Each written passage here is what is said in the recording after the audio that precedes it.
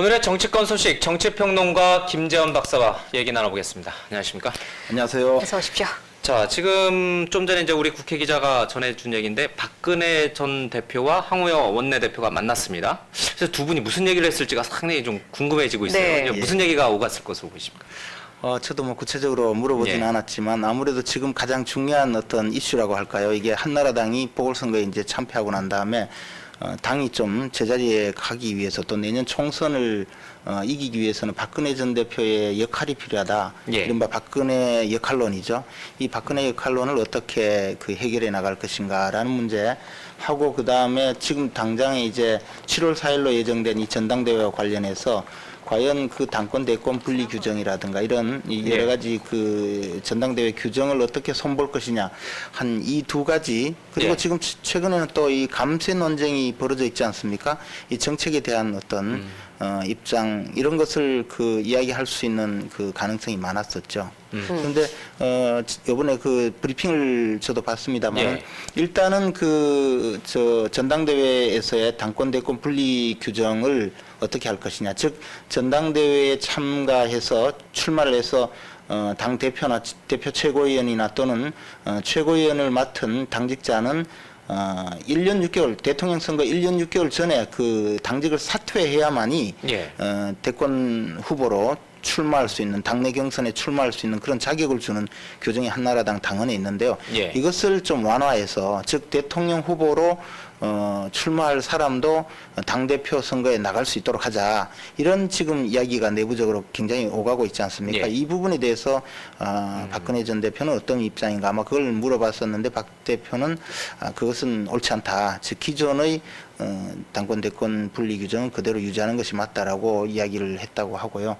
그 다음에 이제 박근혜 대표의 역할론, 예. 역할론에 대해서는 원론적으로 지금 현재 기존의 또는 앞으로 선출된 이 당 지도부 중심으로 예. 당이 흘러가는 것이 바람직하다 이렇게 이야기했다라고 전해지고 있습니다. 그 얘기는 박근혜 전 대표가 당대표를 맡지 않고 자기는 이제 대권에만 도전하겠다 이런 뜻인가요?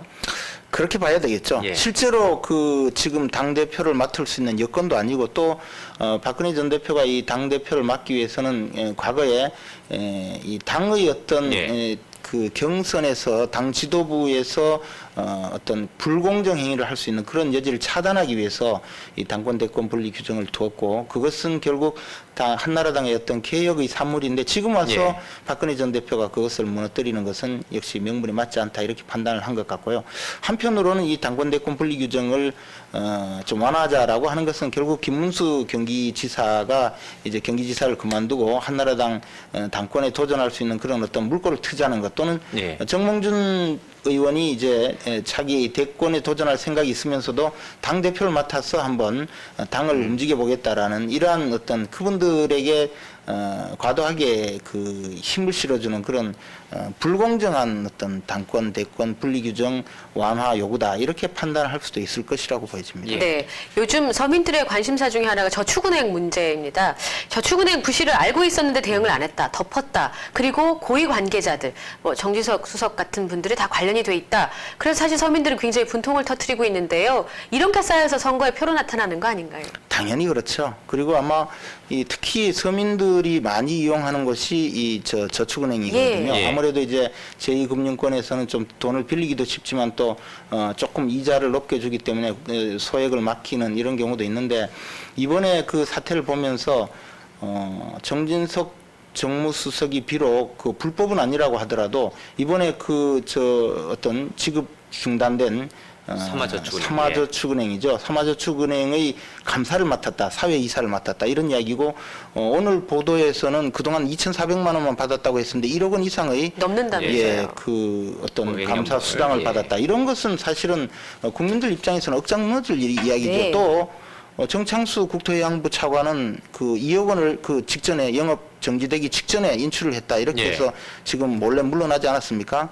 그런데 국민 입장에서는 돈 있는 사람들 또는 힘 있는 사람, 권력 있는 사람은 힘도 있고 권력도 있으니까 또 정보도 있어서 돈 쉽게 빼가고 힘 없는 사람들은 돈이 묶여서 예. 지금 오도 가도 못하는 신세가 된다면 이 나라에 살고 싶은 마음이 나겠습니까? 그러면 투표를 표로서 심판을 하겠다는 그런 생각이 들게 되겠죠. 이러한 그 어떤 지금 이 사태는 아마 이 정권적 차원에서도 그 이 문제는 반드시 짚고 넘어가고 반드시 사안을 명백히 밝혀서 국민들에게 예. 이 문제는 명명백백히 밝혀야 된다고 생각합니다. 근데 네. 국정조사까지 지금 거론되는 것으로 봐서 아마 검찰 수사뿐만 아니라 국정조사를 통해서 이 문제는 밝혀져야 되리라고 보는데요. 예컨대 지금 정진석 수석의 문제 또는 그런 문제는 사실은 검찰 수사를 통해서도 뭐 불법이 아니기 때문에 예. 불법이 아니기 때문에 굳이 이것이 검찰 수사에서 밝혀질 수는 없는 문제다 이거죠. 그러면 국정조사를 통해서 이 문제가 국민들 앞에서 낱낱이 밝혀져야 될 그런 문제다. 저는 그렇게 생각합니다. 그러니까 이제 이런 분위기, 그러니까 정부라든지 청와대에 대해서 상당히 좀 불신이 깊은 이런 분위기에서 또 환경부 장관 내정자가 소망교회 출신이고 빚이 많은데 교회에 내는 헌금이 더 많은 그런 사실이 알려졌을 때는 진위 여부를 떠나서 이 또 표 떨어지는 그런 행위 아닌가요? 어떻게 보십니까? 이것은 이제 표 떨어지는 문제를 넘어서서 우리나라에는 그 군대 안 갔다 온 사람만 주로 고위직에 오르고 또는 특정 교회 신도들만 고위직에 오른다. 이런 것이 계속적으로 문제가 제기되어 왔었거든요. 예. 그런데 그래서 뭐 고소영 내각이다 이런 이야기도 있었지 않습니까? 그런데 왜 굳이 소망교회에 다니지 않는 사람 중에는 장관감이 없는가? 군대 갔다 온 사람 중에는 총리감이 없는가? 이런 생각을 해보면 참 억장 무너질 이야기죠. 그런데 이번에도 보면 또 오해받을 소지가 있는 것이 대통령이 이명박 대통령이 취임하자마자 그 예. 직후에 강북 미아동에 살고 계시는 분이 교회를 소망교회로 옮겨서 지금까지 다니다가 이번에 또 장관 어떤 물망에 오르니까 다시 자기 집 근처 교회로 옮기는 예. 이런 그 일이 그 국민들에게 과연 어떻게 받아들일지 그것이 과연 어떤 이유로 이분이 또 그렇게 뭐 전문가도 아니라는 이야기가 있지 않습니까? 어떤 지금 환경부 장관을 맡을 만한 그런 특별한 이유가 없다 이런 생각을 한다면 이번 인사에 대해서도 국민들은 참 납득하기 어려울 것이라 그런 네. 생각이 듭니다. 저분이 환경부 장관으로서 아주 적합한 분이시다 하더라도 인사 검증 과정에서 소망교회를 다녔다라고 하면은 이미 한번 걸러냈어야 맞지 않나 이런 생각도 좀 들어요. 오히려 그것 때문에. 근데 우리가 모르니까 예. 사실 알 수는 없지만 소망교회 다녔기 때문에 장관이 됐다고 한다면 그 인사 그것도 좀 검증에서 웃긴 일이죠. 네. 걸러질 리가 없는 사안이죠. 이번에 박지원 기획재정부 장관 후보자 얘기를 좀 해보겠습니다. 이분이 모 대학에 지금 휴직 중이신 교수님이시잖아요. 그래서 장관 자리야 정무직이니까 당연히 임시직이다, 비정규직이다 이런 보도를 얘기를 하셨고요. 끝나면 학교로 돌아갈 생각이라는 걸 심심찮게 얘기를 하셨다고 하는데 그 기획재정부 장관 자리가 굉장히 무겁지 않습니까? 책임 장관 자리로서의 그런 인식을 좀 해달라는 국민의 요구는 좀 벗어나는 인식이 아닐까. 물론 이제 이 교수님을 돌아갈 수 있으니까 소신껏 할 수 있다 이렇게 이해할 수도 있습니다만 좀 문제가 되는 것 같은데요. 어떻게 보십니까? 사실 이제 항상 선거 때만 되면 교수님들이 학교를 휴직하고 선거에 출마했다가 또 낙선하거나 하면 또 다시 학교로 돌아가고 예. 또는 당선되면 이제 학교를 휴직해놓고 상당 기간 국회의원에 있거나 또는 장관이 되면 휴직을 하고 나중에 또 임기 마치고 학교로 돌아가고 이러는 것을 두고 국민들이 뭐 폴리패스라고 그렇게 예. 이야기하기도 하고 또 실제로 그런 데 대해서 과연 이렇게 좋지 않은 시각이 있는 것이 사실입니다. 사실 학생 입장에서는 그런 교수님들 좀 마음이 떠난 교수님들한테 수업을 들어야 하는 것이 과연 학습권 침해가 아닌가 그런 생각도 할 수가 있거든요. 예. 장관으로서의 어떤 업무를 물론 잘할 수 있는 그런 분이기 때문에 장관이 됐겠지만 그러나 학교 입장에서는 또 학생들의 어떤 학습권 문제도 굉장히 중요하거든요. 이번에 문제가 된 그 박지원 장관의 경우에도 성균관대학이 다른 그 전국 어떤 학생대 교수 그 비율 평균을 보면 전국 평균보다 한 2배나 되는 예. 학생 수가 2배나 되는 그래서 교수가 절대적으로 부족하다 이런 그 평가를 받고 있는 대학의 교수님께서 또 자리 하나를 이렇게 비워두고 있다는 것은 결국 학생들에게도 문제가 피해가 돌아갈 수 있다 이렇게 볼 수가 있겠죠. 아울러 방금 말씀하셨다시피 본업이 뭐냐. 물론 장관을 전업으로 하는 사람은 없지만 그러나 역시 그 좀 기획재정부 장관의 어떤 업무를 좀 더 확실하게 챙기고 지금 우리나라 경제가 어렵지 않습니까? 이런 예, 문제를 좀 그러니까 해결해 줬으면 하는 마음이 간절하죠. 자, 전두환 전 대통령 글쎄요. 뭐 전직 대통령이기 때문에 청와대에서는 뭐 깍듯하게 대우를 하고 뭐 이명박 대통령이 직접 이제 만나기도 하고 또 경호 비용으로 8억 원씩 쓰고 연간. 근데 추징금을 안 내시는 분 아니겠습니까? 국민들의 시선이 참 그래요? 뭐 어떻게 이해를 해야 될지. 예.